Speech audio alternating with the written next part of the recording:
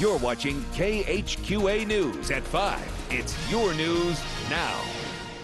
The Historical Society of Quincy and Adams County will give a presentation on decoys this Sunday, and Jack Freiberg joins us live to tell us all about it. What's going on? I believe it's this Sunday, right? Yes, correct.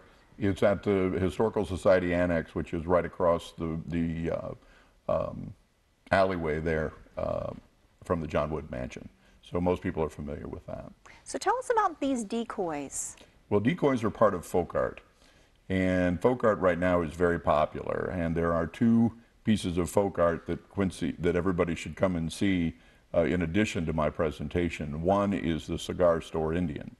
The Cigar Store Indian, the guy at Schmidt, it's the largest decoy auction house, sold one last fall, and that Cigar Store Indian sold for $747,500. So while you're there, you get my presentation, and you also get a chance to take a look at Chief Badger.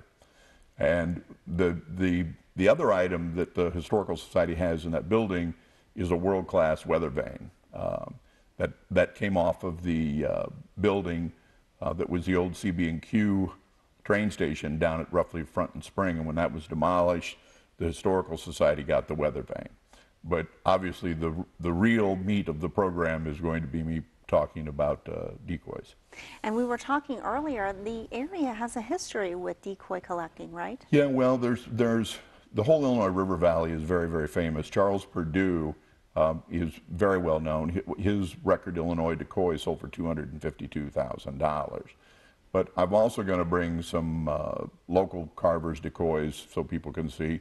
Lovey Fleer, who was a local guy, and then also Henry Geisey, which the Geisey family is very well known here for the Geisey Buick dealership, which the family owned for over 100 years. And at the original Geisey that bought the dealership also was a decoy carver and a market hunter. So you said that this presentation is this Sunday at 2 p.m., correct? Correct. And do people need to bring anything? Does it cost? No, it doesn't cost anything. It's free. I mean, it would be great if people brought some stuff if they wanted to find out if they're of any value.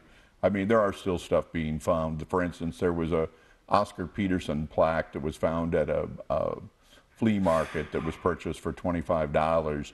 That the guy who bought it put it on eBay and it sold for $75. The guy who bought it then turned it to Diet & Schmidt, the National Decoy House.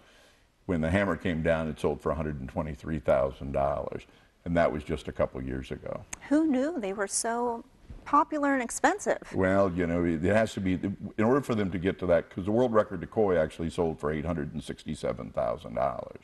But in order to bring that kind of money, it's got to be the right carver, the right decoy, the right condition, the right provenance.